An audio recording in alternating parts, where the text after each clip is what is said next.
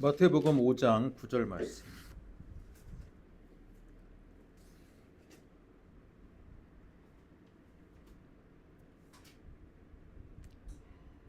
마태복음 5장 9절입니다. 신약성경 5쪽. 저와 여러분이 한 목소리로 읽도록 하겠습니다. 화평하게 하는 자는 복이 있나니 그들이 하나님의 아들이라 일컬음을 받을 것임이요. 지난주 주일날에 긍휼히 여김 자에 대한 말씀을 들었고요. 수요 예배 때에 저희가 마음이 청결한 자에 대한 부분을 보았습니다. 어느덧 팔복의 말씀 가운데 7번째 우리는 주제에 지금 주제의 말씀을 보고 있습니다. 우리 교회의 이름 자체가 화평이라는 이름이 들어가잖아요. 그래서 어쩌면 이 화평이라는 주제가 가장 우리 교회가 추구하고 또한 원하는 방향과 주제적으로는 가장 일치하는 부분이 있기에 우리가 오늘 화평이라는 말에 대해서 우리가 한번 생각해 보는 시간을 갖도록 하겠습니다. 여러분, 평화와 화평의 차이가 뭘까요? 평화와 화평. 단어적으로 보면요, 글자만 뒤바꾸면 평화. 평화라는 글자에서 또한 여러분 바꾸면 어떻게 됩니까? 화평이 됩니다. 그러면 한마디로 말하면 거의 그 의미적으로는 큰 차이가 없어 보이는 단어인 거죠. 여러분이 알고 있는 상식을 동원해서 그러면 평화와 화평의 차이가 뭘까요? 평화는 다툼이 없는, 갈등이 없는 그런 상태를 말하고, 화평은 인간관계, 서로의 관계가 평화는 결과라는 거죠. 평화 말 그대로 다툼이 없는 상태. 그러면 화평은 뭘까요? ING입니까? 진행이 되는. 오늘 말씀을 준비하면서 화평이라는 단어를 한번 찾아봤는데요. 원래 평화라는 단어가 우리가 잘 알고 있는 샬롬입니다. 샬롬.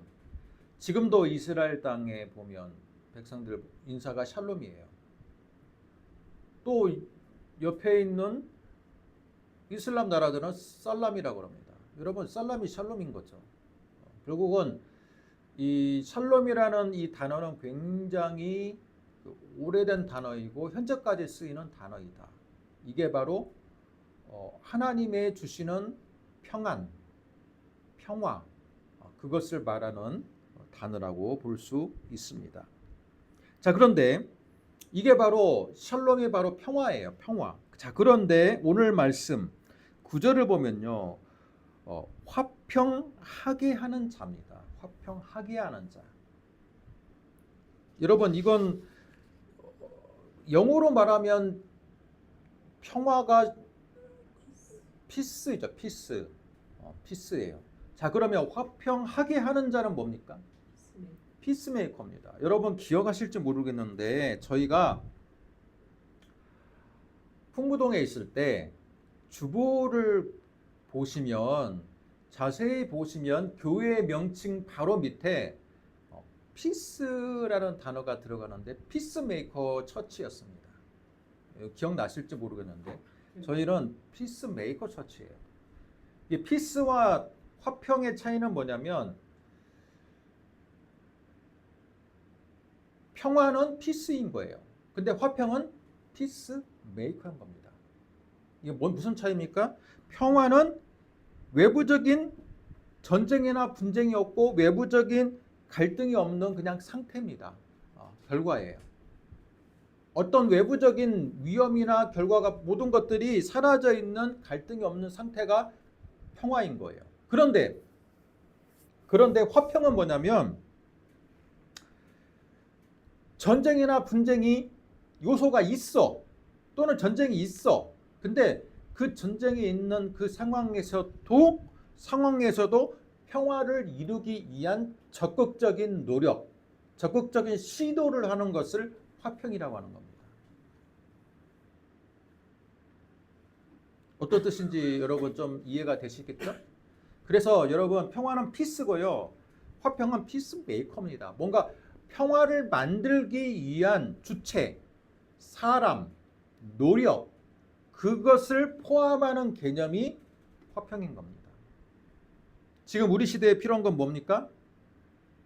지금 우리 시대에 필요한 것은 화평인 거예요. 여러분, 지금 인류의 역사 가운데 한 번도 피스라고 일컬어지는 시대가 오랫동안 지속되는 시대는 없었습니다. 전 세계적으로 항상 전쟁과 분쟁과 갈등이 있었어요. 중요한 건 뭡니까? 인류의 역사상 갈등과 전쟁과 여러 가지 분열은 있지만 그것을 중재해서 평화로 가기 위해서 노력하는 시도, 그것을 중재하는 여러 가지의 일들, 그런 것들이 바로 화평이자 하나님께서 기뻐하는 일이라는 겁니다. 오늘 말씀을 보시기 바랍니다. 화평하게 하는 자는 복이 있다. 왜냐하면 그들이 하나님의 아들이라 일컬음을 받을 것이다. 여러분, 하나님의 아들이라 일컬음을 받는 것, 저는요 팔복 중에서 가장 큰 축복이, 그죠? 가장 큰 축복이 마지막 두 개가 있지 않나라는 생각이 들어요.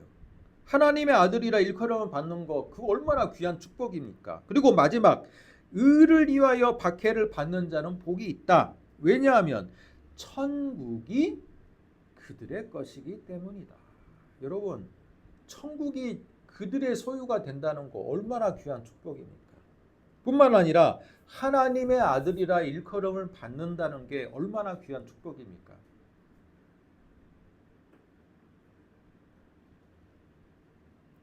그게 바로 화평하게 하는 자가 받는 축복이다라고 말하고 있습니다.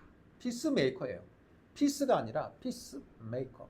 피스를 만드는 사람들. 여러분은 어떤 사람입니까? 피스메이커입니까?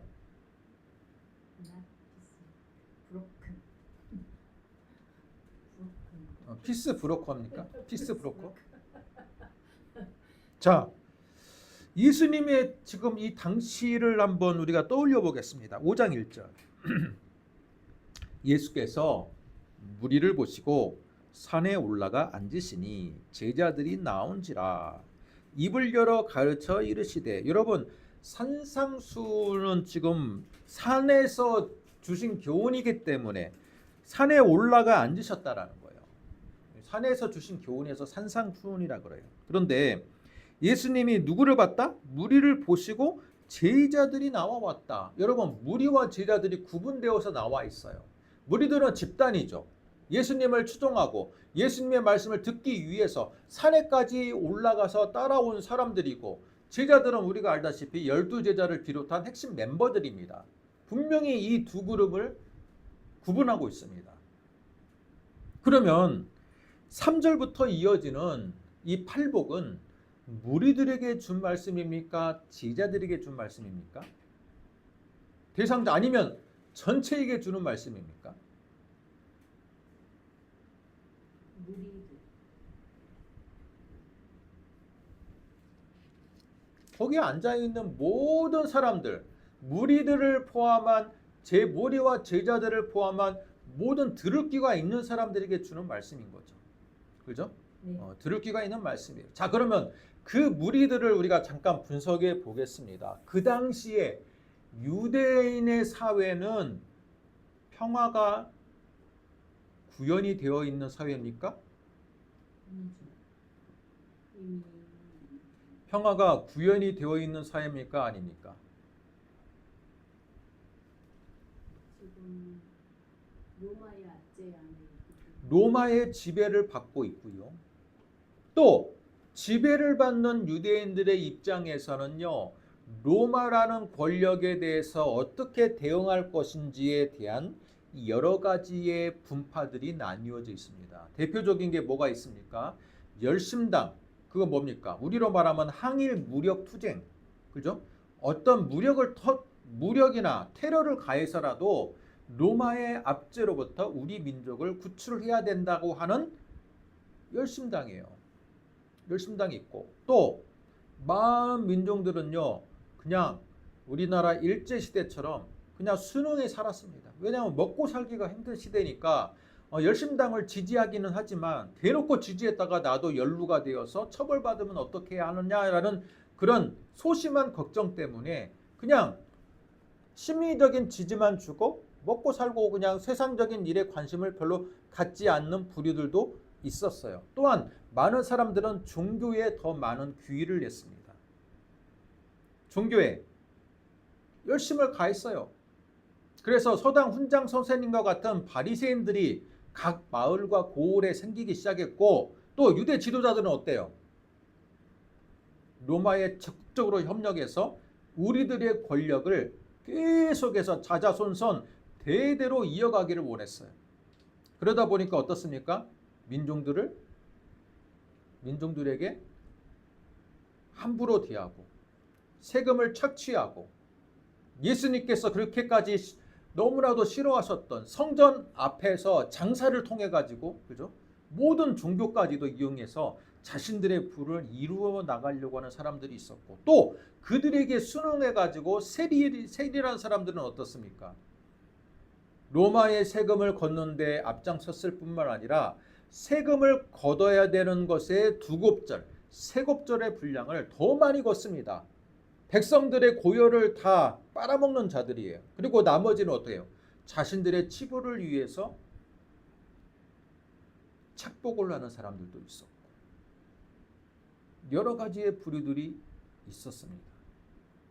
때문에 예수님을 지금 찾아온 이 무리들 안에는요 각자 각양각색의 이 사연들이 있고 뿐만 아니라 정치적인 색깔이 각양각색의 지금 색깔들이 다른 사람들이 모인 거예요. 뿐만 아니라 유대 역사가 요세푸스의 기록에 의하면 예수님이 활동하던 시대에는요 여러분 밀란이 굉장히 창궐하던 시대입니다. 밀란이 창궐하던 시대예요. 곳곳에서 밀란이 발생하고 뿐만 아니라 곳곳에서 여러 가지의 사건 사고들이 발생하는 시기입니다. 그것을 어떻게 알 수 있습니까? 예수님께서 십자가에 달리시기 위한 6월절 그죠? 6월절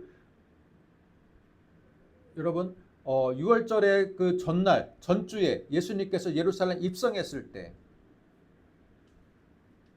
고난 주간의 그 기간 동안에 여러분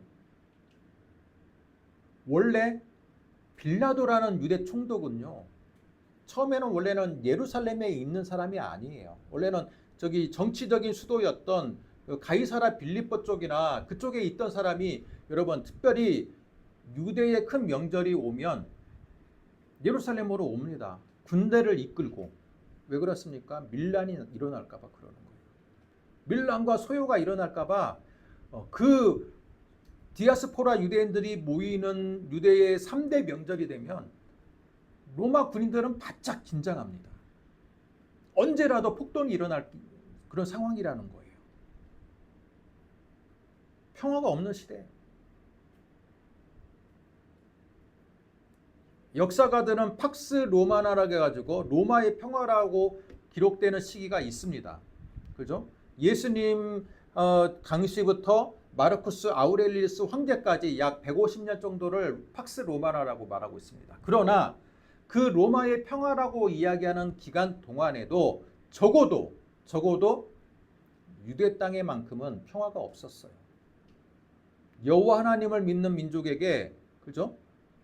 로마의 지배라는 것은 결코 허용될 수가 없는 사건이었던 겁니다. 그런 무리들을 향해서 예수님께서 뭐라고 말합니까? 분열되어 있어요. 분열되어 있어. 다들 사연들이 많아. 그런 민중들을 향해서 화평하게 하는 자가 복이 있다. 화평하게 하는 자.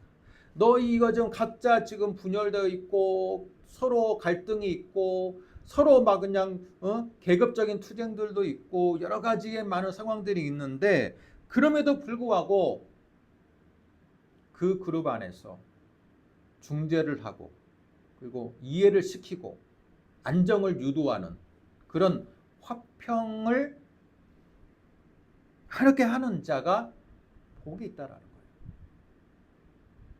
그런 자들은 무슨 축복이 있습니까? 하나님의 아들이라 일컬음을 받으리라. 여기서 말하는 아들이라는 것은요, 대표 단수입니다. 그러니까 남자를 가리키는 3인칭의 아들이라는 단수로 쓰였지만 실제로 이건요, 남녀를 대표하는 성을 대표하는 단수인 거예요. 그래서 여기 여성도 하나님의 아들이라 일컬음 받는다는 그 단어 속에 여성까지도 포함하는 단수라고 볼 수 있습니다.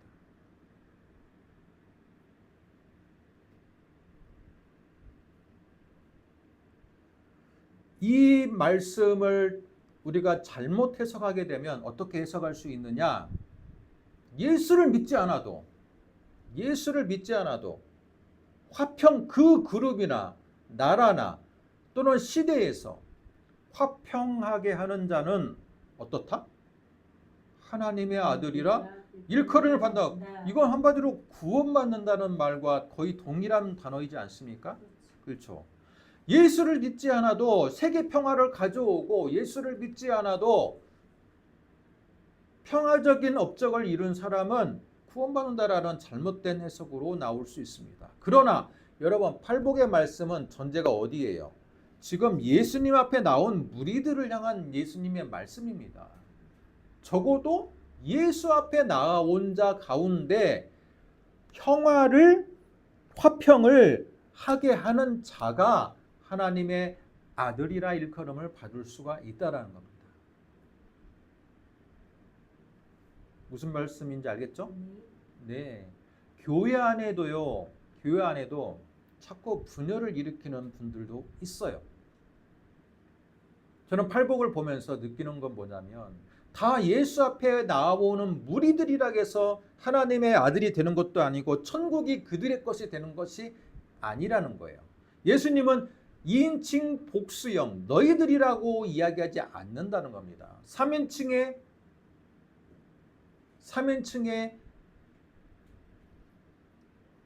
단어를 써가면서 복이 있다라고 말한 겁니다. 무리들이 다 복이 있는 게 아니에요. 마찬가지입니다. 교회 앞에 나온다고 다 복이 있는 자들이 아닙니다.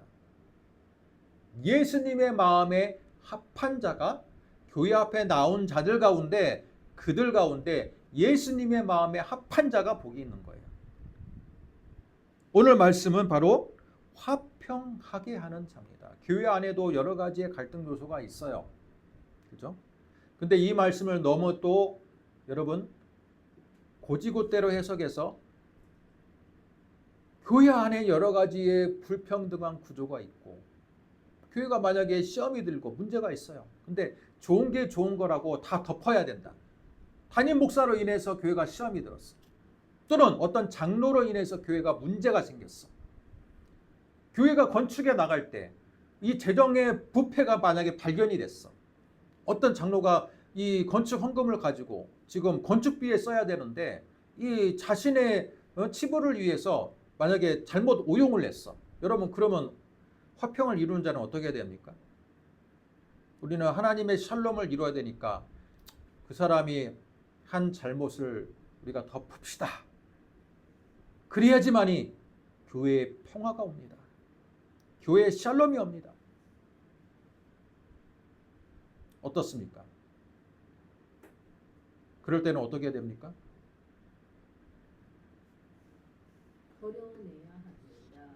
왜냐하면 누룩은 곰팡이는 만약에 오늘 말씀이 그냥 평화, 샬롬이었다면 그런 문제가 있을지라도 덮어야 돼요. 그런데 오늘 말씀은요, 여러분, 이 샬롬을 헬라어로 번역했더니 에이레네거든요. 에이레네. 그런데 이 화평하게 하는 자는요, 에이레네 포이오스라는 단어가 쓰고 있어요. 이거 좀 헬라어인데요. 에이레네 포이오스. 이건 뭡니까? 포이오스라는 것은 행하는 자입니다. 에이레네가 뭐예요? 평화예요. 평화를 만들도록 행하는 자가 복이 있다라는 겁니다. 여러분, 갈등이 있고 문제가 있으면요, 그걸 덮는 게 하나님이 원하는 평화가 아니죠.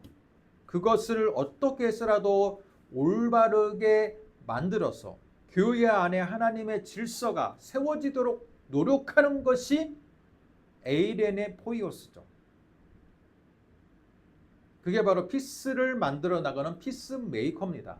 여러분, 만들어 나간다, 메이커, 평화를 메이커, 만드는 메이킹을 한다라는 것, 그리고 에이렌을 포이오스, 행하고 만들어 나간다는 건요, 그 안에 때로는 갈등이 있을 수도 있고, 그죠? 분열이 있을 수도 있어요. 그러나 어떤 과정이든 결국은 하나님의 피스, 하나님의 평화를 위해서 중재하는 시도, 그래서 갈등을 잘못을 올바로 잡는 시도를 통해 가지고 하나님의 피스, 샬롬이 이루어지는 것이 피스메이커지 않습니까? 무조건 덮는다고 해서, 여러분, 무조건 덮는다고 해서 교회가 그냥 평안하기만 하면 돼. 교회가 웬만한 문제 없는 게 없으니까 이런 재정적인 문제, 단임 목사의 또는 무슨 잘못된 큰 문제, 그것도 우리는 덮어야 돼. 여러분, 그게 평화입니까? 그게 샬롬입니까? 그것이 아닙니다.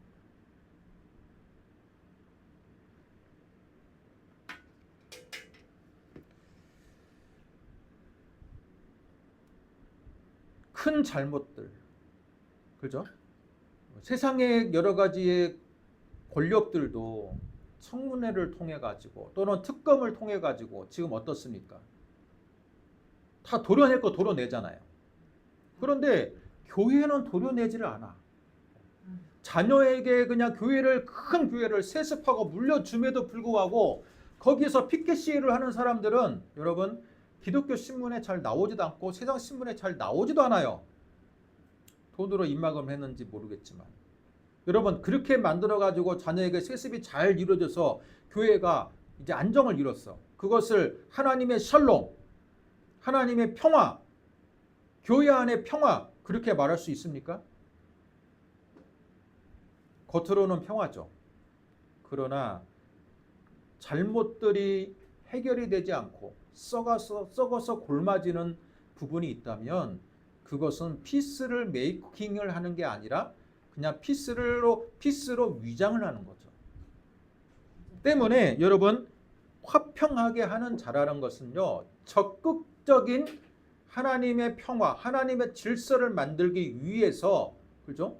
희생하고 주장하고 노력하는 개념을 포함하는 개념이에요. 그동안 우리는 너무 교회 안에서 교육을 어떻게 받았어요? 무조건 샬롬이 돼야 돼. 평화가 돼야 돼. 교회 안에서 자기 목소리가 높으면 교회 안에 교회가 분열이 일어나.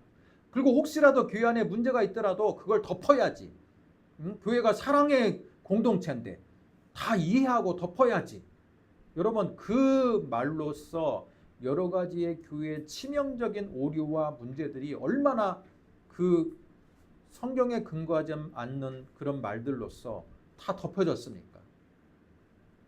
그 결과 세상이 교회를 믿지를 않아요. 세상보다 더 불투명한 공동체, 세상보다 더 의롭지 않은 공동체. 여러분, 그런 말을 듣는 게 지금 대한민국의 교회 이미지가 되었다는 겁니다. 교회가 그렇게 된 이유가 뭡니까? 화평하게 하는 자가 없어요. 교회 안에. 그냥 화평으로 위장한 자들은 많은데 화평하게 하는 자가 없어. 화평하게 하는 자가 없어.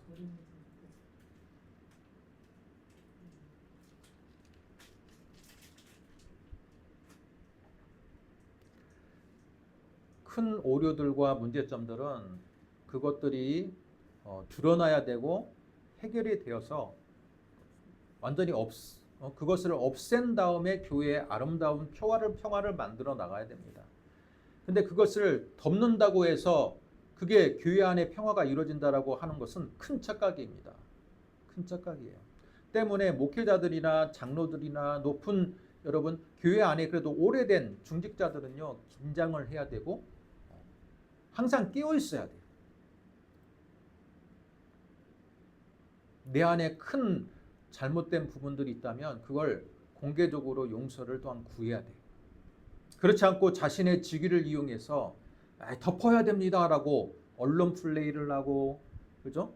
오히려 바른 말 하는 사람들을 교회 안에 쫓아내고, 그렇게 하는 것들은 결코 교회 안에 이로운 일이 아니다라는 것을 알 수가 있습니다. 여러분, 지금 세상은 어떻습니까? 우리가 시야를 좀 넓혀보겠습니다. 지금 산상수훈이지만 화평하게 하는 자의 시야, 전 세계를 우리가 한번 보겠습니다.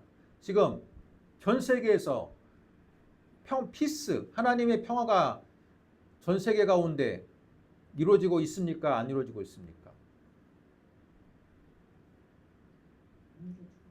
21세기가 되면 과학이 발전하고 또한 전 지구적인 네트워크가 형성이 돼서 교류도 활발하고 정보도 활발하고 또한 평화가 잘 이루어질 줄 알았는데 21세기가 되니까 전쟁이 더 많아졌어요.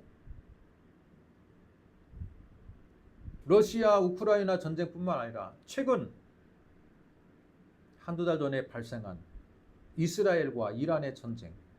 여러분, 이스라엘과 이란의 전쟁은 누구의 잘못입니까?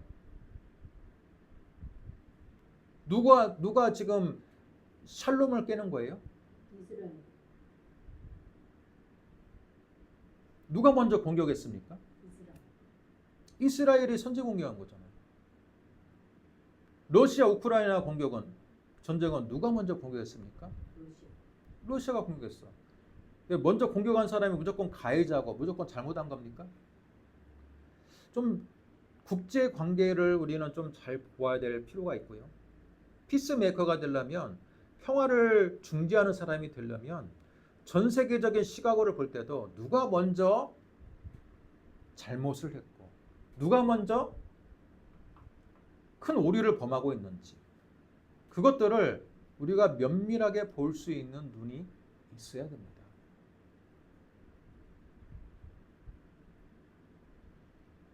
매스컴에서는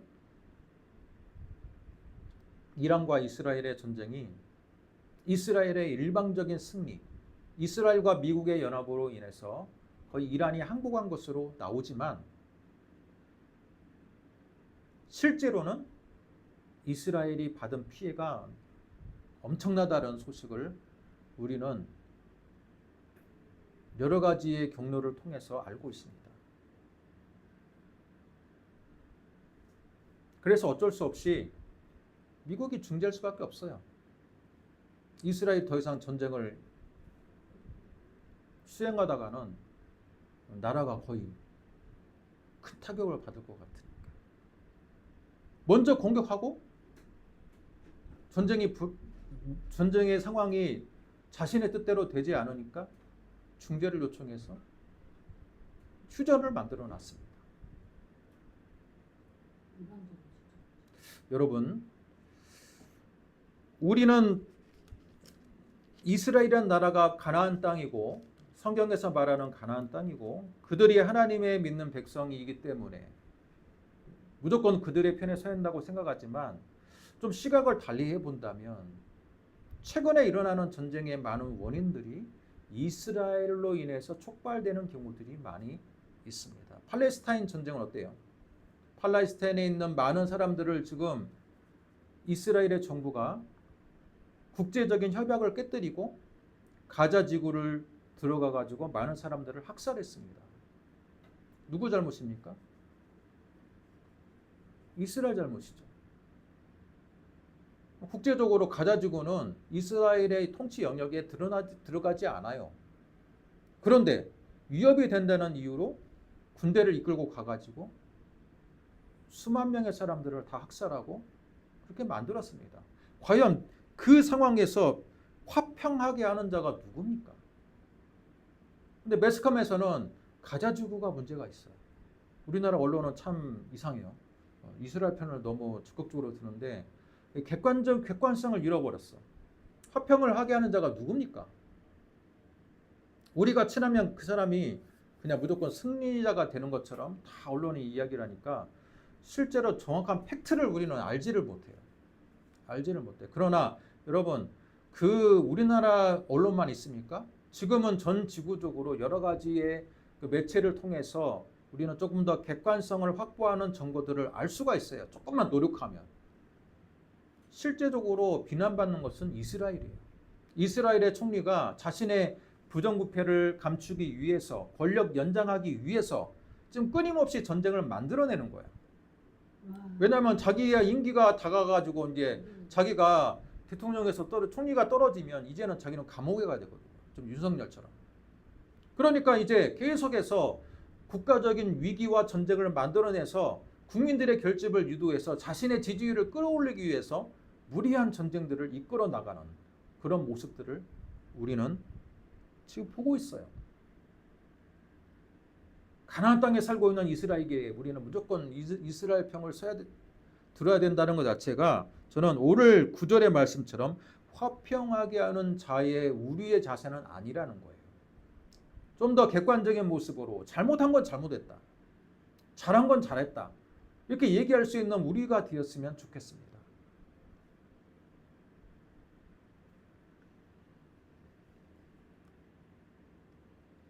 전 세계적으로 평화가 오기 위해서는 그죠?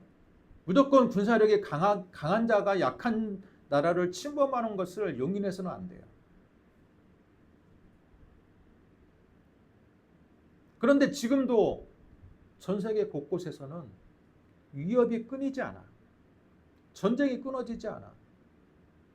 왜 그렇습니까? 전쟁도 하나의 산업입니다.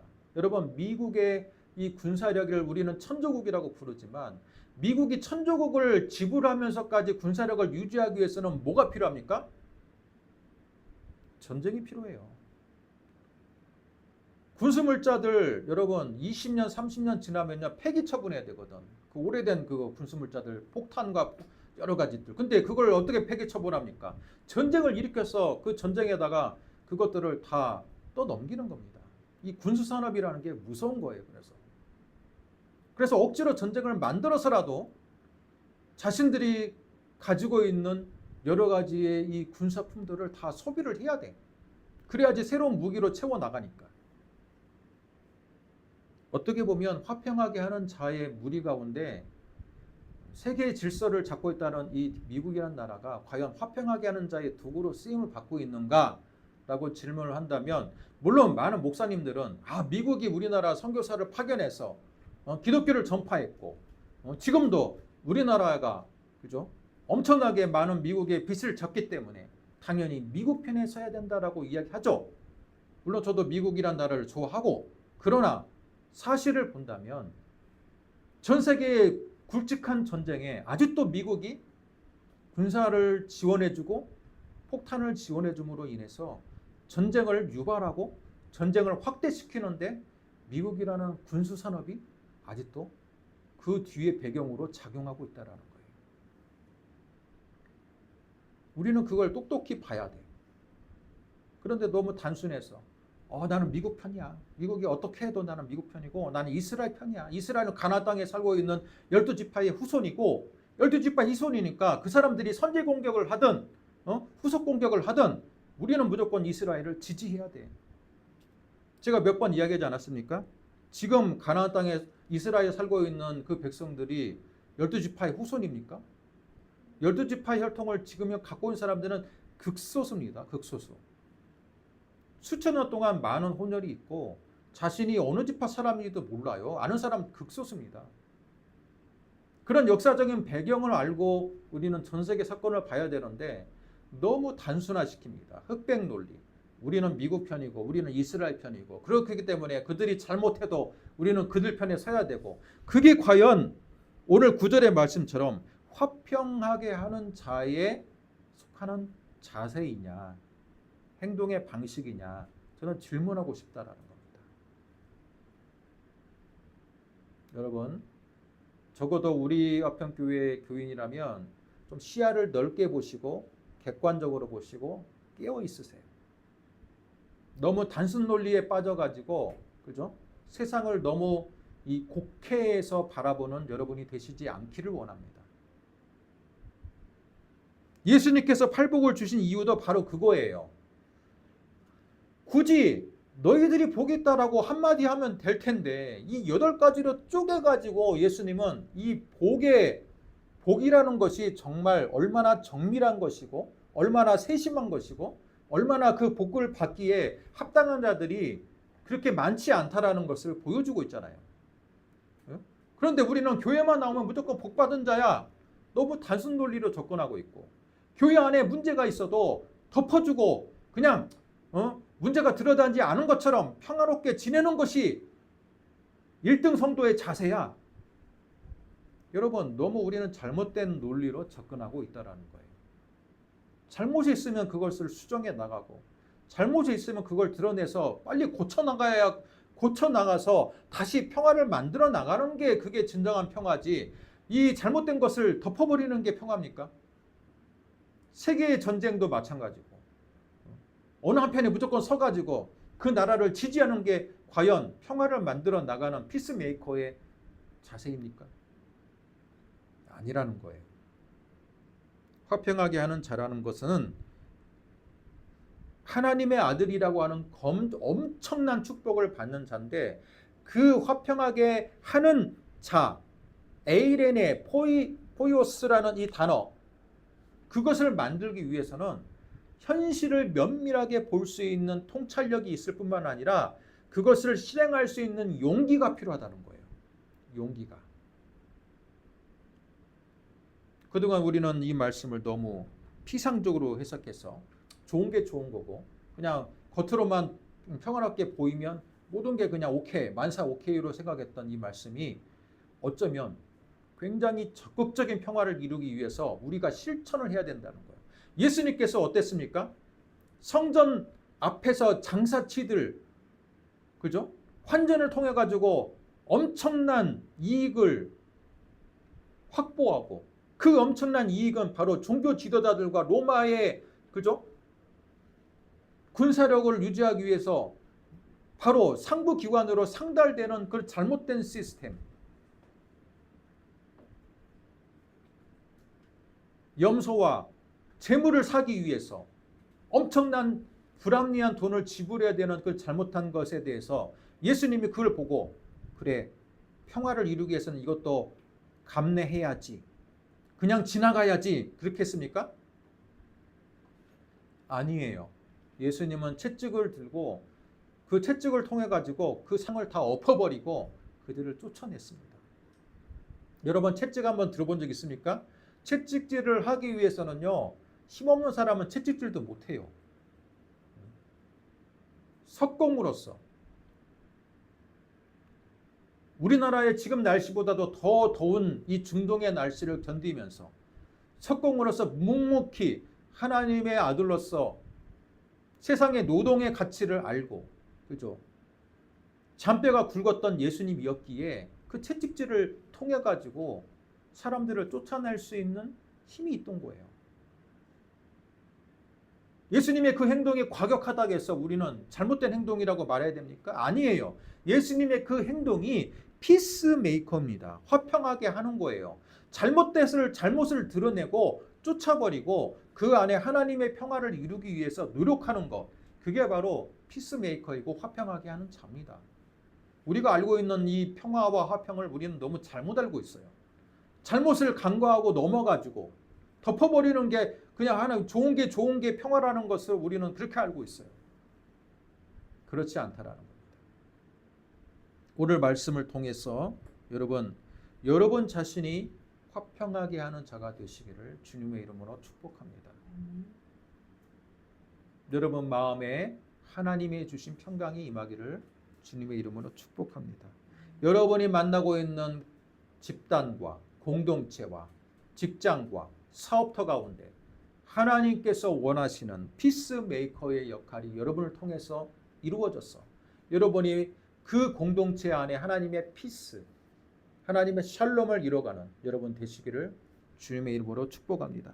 기도하겠습니다. 하나님 아버지 은혜와 사랑을